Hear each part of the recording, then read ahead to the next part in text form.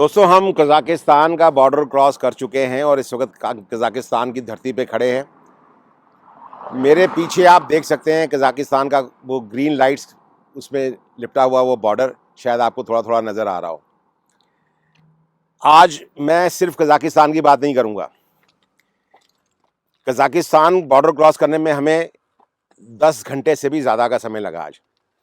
वो कहानी भी मैं आपको बताऊँगा, पर उससे पहले बताऊँगा कि चाइना में हमारे साथ क्या हुआ, जो पिछले हफ्ते मैं आपको बोलना चाहता था लेकिन मैंने आपको नहीं बोला। आज मैं वो कहानी रिवील करूंगा जिससे आपको पता लगेगा कि चाइना में क्या करना चाहिए और क्या नहीं करना चाहिए, और ख़ास तौर से क्या नहीं करना चाहिए। मेरे राइट साइड में वो सामने आपको चाइना नज़र आ रहा है, वो है खरगोश। वो जो बिल्डिंगें आपको नज़र आ रही हैं वो खरगोश की हैं, वो चाइना की बिल्डिंगें हैं। उसी रास्ते से हम होके आए हैं यहाँ पर, और इतने परेशान हुए हैं कि मैं आपको बता नहीं सकता। पिछले हफ्ते की बात है, जब हम ग्लोमुंड से हामी की तरफ जा रहे थे और रास्ते में हमें 2 पुलिस वालों ने अचानक सड़क के ऊपर, उनकी 2 गाड़ियां खड़ी थी, उन्होंने रोका। हमारी अगली गाड़ी जिसमें हरप्रीत जी बैठे थे और हमारा एजेंट बैठा था, वो आगे निकल चुका था। मैं और फयाज भाई की गाड़ी, हम दोनों की गाड़ी थी। उन्होंने रोका। उन्होंने आगे सबसे पहले हमारे पासपोर्ट पूछे, हमने पासपोर्ट दिखाया। उसके बाद उन्होंने फ़ोन हमारे लिए, फ़ोन वो देखने लगे। एक एक करके उन्होंने हमारे चारों के चारों फ़ोन खंगालने शुरू किए। उसके बाद एक ऑफिसर से दूसरा ऑफिसर, दूसरे से तीसरा, और देखते देखते वहाँ पर 6 ऑफिसर्स और 3 पुलिस की गाड़ियाँ आ गई। पता नहीं ऐसा हमने क्या किया था उस फ़ोन के अंदर कि वो इतने ज़्यादा हमारे पे सस्पिशियस हो गए थे। और उसके बाद फिर मैंने उनको बोला कि आप हमारे एजेंट से हमें बात करने दें। मैंने एनडी को फ़ोन मिलाया। एनडी भी वो कुछ ठीक से जवाब नहीं दे रहा था, तो वो हमको बोलते हैं कि आपको पुलिस स्टेशन चलना पड़ेगा।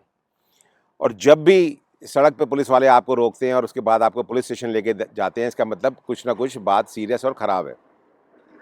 मुझे वहीं से अंदेशा हो गया था, तो मैंने उनको बोला कि हमारे एजेंट को आप आने दें। तो उन्होंने बोला, नहीं, आपका एजेंट जो है वो पुलिस स्टेशन ही आएगा। आगे पुलिस की एक गाड़ी, बीच में हमारी 2 गाड़ियाँ, पीछे पुलिस की 3 गाड़ियाँ, वो हमें एस्कॉर्ट करके पुलिस स्टेशन लेके गई। हम पुलिस स्टेशन पहुँचे। वहाँ पर उन्होंने हमें 4 घंटे बैठाए रखा। बिना कुछ कहे 4 घंटे हमें वहाँ पर वेट कराया गया।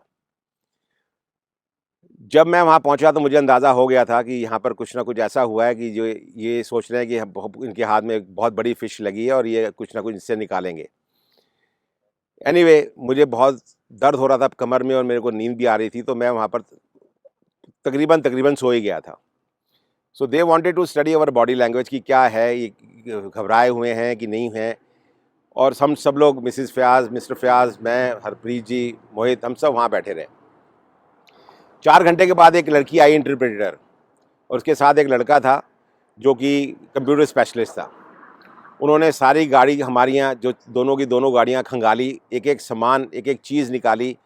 हर इलेक्ट्रॉनिक आइटम को उन्होंने निकाला, हर हार्ड ड्राइव को, हर फ़ोन को, हर कैमरे को, सारी चीज़ें उन्होंने करी। और हमें वहाँ पर तकरीबन 11-12 घंटे बैठना पड़ा। उसके बाद वो बात वहीं नहीं ख़त्म हुई। फिर उनके हायर ऑफिसर जो थे एनआईए के और वहाँ के आर्मी के, वो आ गए, और उनके फेस से ऐसा लगता था कि ये बहुत बहुत बड़ा कांड हो गया। फिर वो लड़की एक-एक करके, उसने सबका अलग-अलग करके इंटरव्यू लिया, इंटेरोगेट करा, इंटरव्यू नहीं, इंटेरोगेट किया। एनडी भी आ गया, एनडी को भी इंटेरोगेट किया, मोहित को भी किया। लास्ट में वो मुझे लेके गए कमरे में और मुझसे वो लड़की पूछती है, how do you know Arnold Schwarzenegger? मैंने कहा, he is known to me, he is kind of a friend, he signed on my car. So वो लड़का लड़की दोनों यंग थे, पढ़े लिखे थे, वो बहुत एक्साइटेड थे मेरी जर्नी को देख के और आर्नोल्ड श्वार्ज़नेगर की वो वीडियो देख के। उन्होंने मेरे सारे सोशल मीडिया के चैनल छान मारे थे।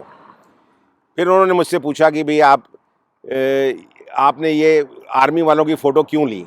तो मैंने कहा, मुझे तो पता ही नहीं है। तो बाद में मालूम ये पड़ा कि मोहित ने एक चलते-चलते गाड़ी से एक वीडियो बनाई थी, जिसमें आर्मी के कुछ ट्रक नज़र आ रहे थे, और एक हमने वहाँ पर टनल थी, उसकी वीडियो मैंने मोहित को कहा था बनाने के लिए। तो मैंने उनको बोला कि ये जो वीडियो बनाई गई है, ये बाय चांस गलती से हो गई है, क्योंकि चलती गाड़ी में ली गई और हमें नहीं मालूम था कि वहाँ मिलिट्री के ट्रक हैं। जब वो ज़ूम करके देखा तब मालूम पड़ा। खैर, फिर उसने पूछा कि आपने फिर टनल की फ़ोटो क्यों बनाई, वीडियो क्यों बनाई? तो मैंने उसको जो ऑनेस्टी था मैंने बताया। मैंने कहा, हम सुबह से लेकर शाम तक यहाँ से जा रहे हैं, रास्ते में सड़क के अलावा कुछ नहीं है। कुछ इंटरेस्टिंग, मुझे वो टनल, रंग-बिरंगी टनल थी, उसमें लाइटें लगी थी, मुझे नज़र आया, तो मुझे लगा कि बना लेनी चाहिए। और मैंने अपने एजेंट से भी पूछा था, उसने बोला कि बना लो। तो मैंने वीडियो बना ली, तो शी स्टार्टेड लाफिंग। उसके बाद फिर भी उन्होंने अपना काम नहीं छोड़ा, उन्होंने वो खंगालते रहे, पूछते रहे, सारा कुछ उन्होंने किया। एंड फिर मैंने उससे मजाक में पूछा, मैंने कहा इट लुक्स लाइक कि we all are going to sleep here tonight. तो उसने हल्की सी स्माइल दी, लेकिन वो कुछ बोली नहीं। और 11 घंटे के बाद जब सारे हायर पुलिस ऑफिसर्स वो सारे उनको आ गए, उनको तसल्ली हो गई कि हमने शायद कुछ नहीं किया है और जो हुआ है अनजाने में हुआ है, तो 11 घंटे के बाद उन्होंने मुझे बोला कि आप अपना सारा सामान ये संभाल सकते हैं, सारे फ़ोन ले सकते हैं, and you can go now, but be careful कि आगे से आप कोई वीडियो या कोई फ़ोटो किसी भी यूनिफॉर्म वालों की या आर्मी के ट्रक्स की या आर्मी की बिल्डिंग्स की, ख़ास तौर से आर्मी की, आप नहीं खींचेंगे। और फिर मैंने उससे पूछा ऐसा हुआ क्या? तो उसने ये बताया कि जिस रास्ते से हम वहाँ गुजर रहे थे वो रिस्ट्रिक्टेड जोन था। अब मुझे तो नहीं पता था कि रिस्ट्रिक्टेड जोन था, ना हमारे एजेंट ने हमें बताया, ना वहाँ कहीं बोर्ड लगा था, और गलती से वो हमारी वीडियो खिंच गई।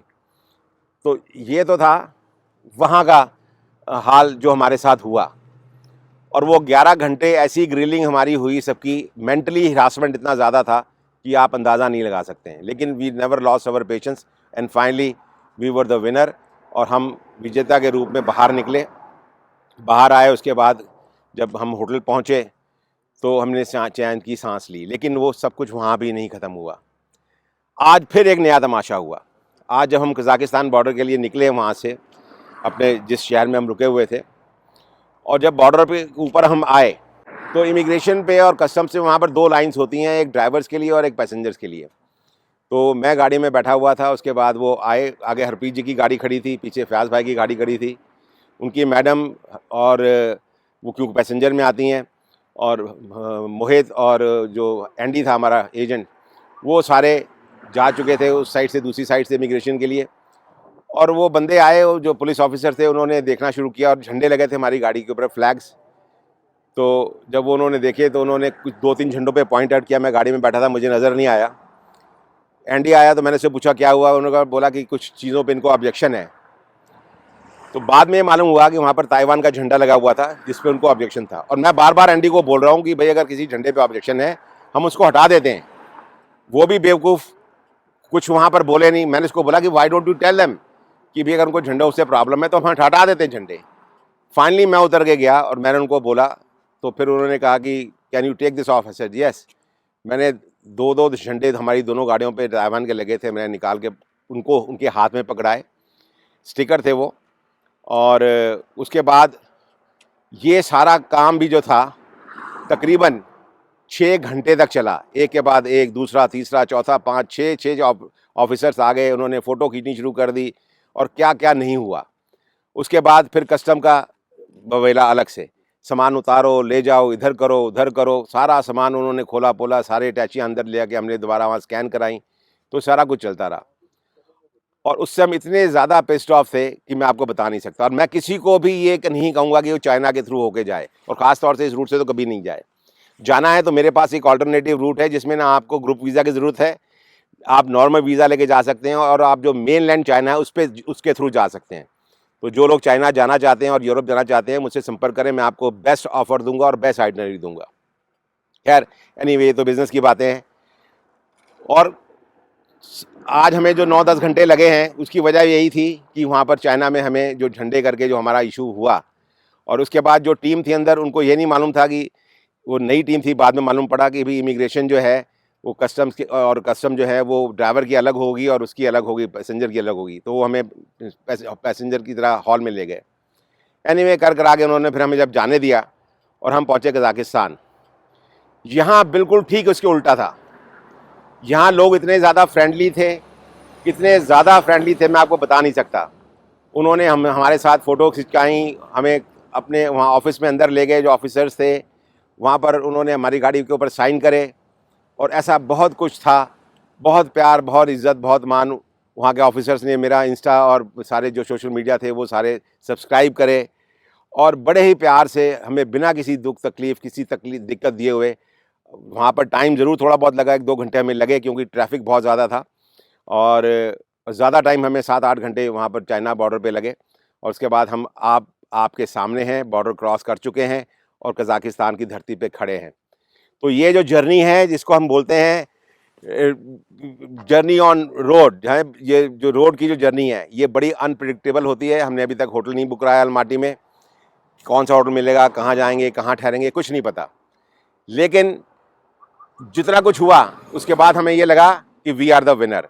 हम सच के साथ थे और सांच को आँच नहीं।